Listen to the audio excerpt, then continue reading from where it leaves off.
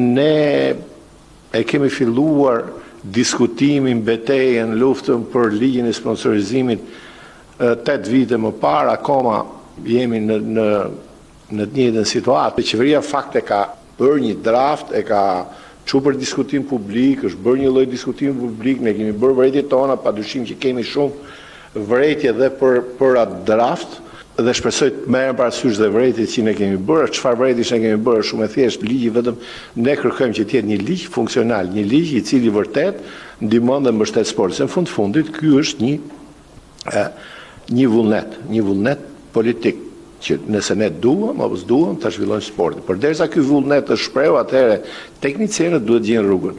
Ligji ka një kundërshtim të madh nga Ministria e Financave. Për mua është kundërshtim absurd, sepse mendohet ku do shkojnë këto lekë do shkojnë ke fëmijët tanë që do të luajnë futboll. Përderisa nuk shkojnë në mënyrë direkte nëpërmjet buxhetit, në një lloj mënyrë në finale gjithë lekët do dalin nga taksat tona, të cilët plotësojnë buxhetin dhe buxheti i shpërndan.